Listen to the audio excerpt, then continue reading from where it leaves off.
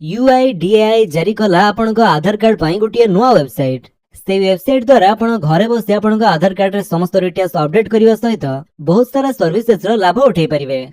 तेबे कोन से वेबसाइट रे आपण को सब सर्विसेज यूज करि परिबे संपूर्ण डिटेल्स आज आपण माने वीडियो माध्यम रे देखिया पई पाइबे। तेनु बिना टाइम वेस्ट करी चलंतो स्टार्ट करिबा। आज रे आपण माने जेमिति के जानिथिबे आधार कार्ड रिलेटेड कोनोसी भी सर्विसेज यूज करिया पई आपण myaadhar.uidi.gov.in पोर्टल को आसी एठारे लॉगिन करी ए सब सर्विसेज यूज करि पारुथबे।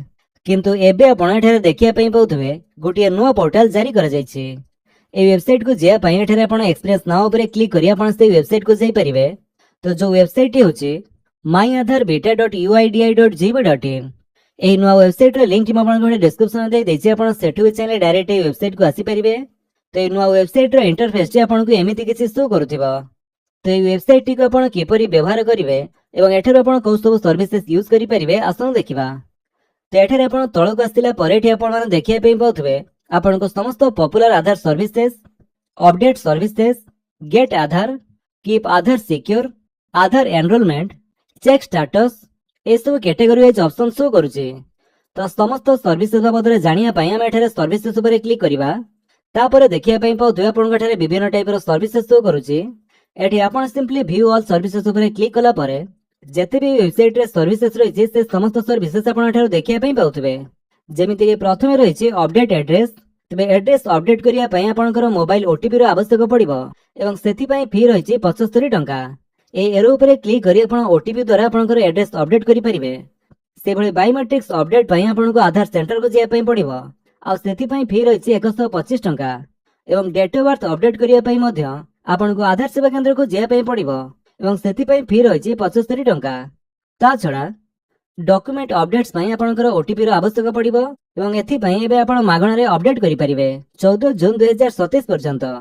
तबे ईमेल आईडी अपडेट करिया पई आपनको आधार सेवा केंद्र को जिया पई पड़िबो आ सेति पई आपनको 75 टंका फी देवा पई पड़िबो।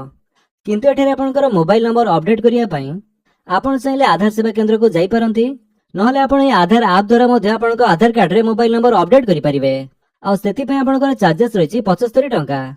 ए ऐप टी आपनकर उभय प्ले स्टोर एवं ऐप स्टोर रे अवेलेबल रहिछि। ते ऐप द्वारा आपनकर मोबाइल नंबर किपरि अपडेट करि परिबे से टॉपिक रे वीडियो चैनल रे पूर्व अपलोड हे सरिछि। आपण चाहिले आई बटन ऊपर क्लिक करि देखि पारंती। देन ता परे आपनकर नेम अपडेट करिया पई से बेले आपनको आधार सेवा केंद्र को जिया पई पड़िबो आ सेति पई फी रहिछि 75 टंका। Then update deceased status family member भितरे कांकर डेथ होइतिले तांकर आधार डीएक्टिवेशन पई रिपोर्ट करिया पई एठारे ओटीपी जरिया करि परिबे।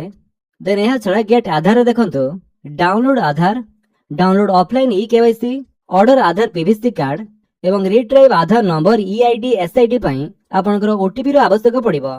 किंतु एठारे आपनकर पीवीसी आधार कार्ड ऑर्डर करिया पई आपनको 75 टंका चार्जेस देवा पई पड़िबो। देन तापर देखंतु कीप आधार सिक्योर एठारे आपनकर मास्क आधार डाउनलोड करि परिबे। Generate retrieve virtual ID, lock unlock Aadhaar, lock unlock biometric ए सब करिया पई आपनकर ओटीपी रो आवश्यक पड़िबो। एहा छडा आपण देखंतु Aadhaar enrolment, book an appointment, locate enrolment centre एथिमे आपण कोनोसी ओटीपी देवा पई पड़िबो नाही। सेहि भली चेक आधार स्टेटस चेक करिया पई आपणकर कोनोसी ओटीपी रो आवश्यक पड़िबो नाही। किंतु आपणकर bank setting status, check email mobile link पई आपणकर ओटीपी देवा पई पड़िबो। Then check enrolment update status, check grievance feedback status, check PVC card order status पई आपणको कोनोसी ओटीपी रो आवश्यक पड़िबो नाही।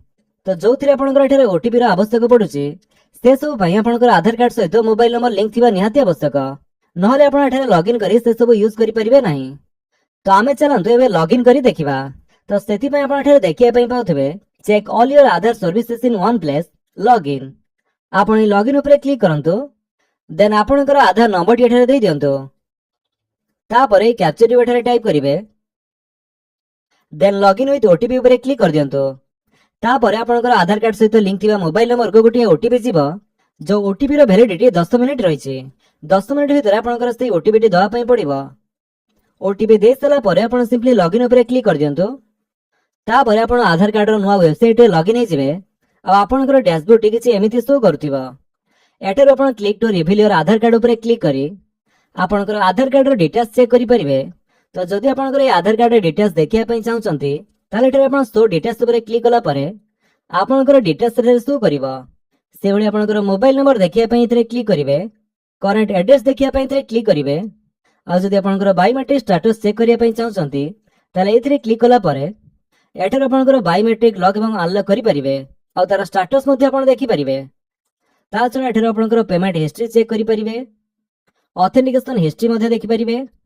एठर आपनकर को टाइप रो ऑथेंटिकेशन हिस्ट्री चेक करिया पई चाहउछंती ता सिलेक्ट करिवे, डेट सिलेक्ट करिवे, को डेट रो को डेट भितर देखिया पई चाहउछंती एवं फेच ऑथेंटिकेशन हिस्ट्री ऊपर क्लिक कला परे आपनकर से हिस्ट्री डेटा शो करिवो।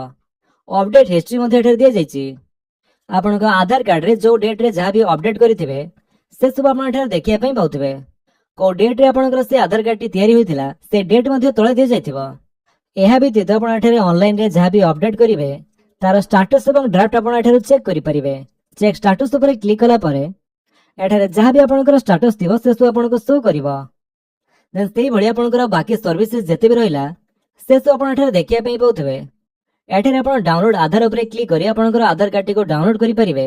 रेगुलर आधार आपण एमिति डाउनलोड करिया पई चाहउछंती कि मास्क आधार ता आपण सिलेक्ट करिवे।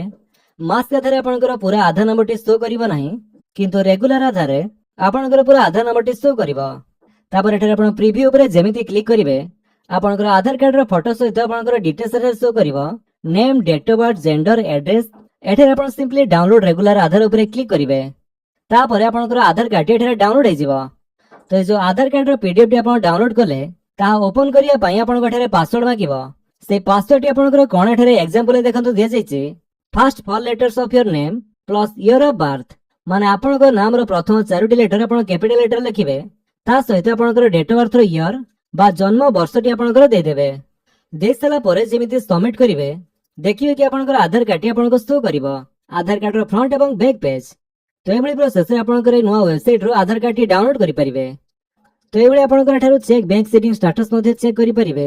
आपनकर को बैंक अकाउंट सहित आधार डेबिट लिंक अछि एवं स्टेटस टी एक्टिव अछि कि नाही, को डेट रे लास्ट अपडेट करा जायतिला, ए समस्त डिटेल्स आपन ठारो चेक करि परिवे। तेमिति आपनकर बाकी सब सर्विसेस आपन ठारो देखिया पई पाउथबे। तो लॉगिन करी समस्त सर्विसेस आपन ठारो यूज करि परिवे। जदि आपन वीडियो भल लागै आपन वीडियो को लाइक कर दियंतु, आपन संगन को भीतर शेयर करि जणांतु। आ जदि आपण मो चैनल नुआ चैनल को सब्सक्राइब करी बेल आइकन दबाई ऑल नोटिफिकेशन कर दियंतु ताकि जतन वीडियो अपलोड करिवे आपण देखि परिवे। Thank you for watching.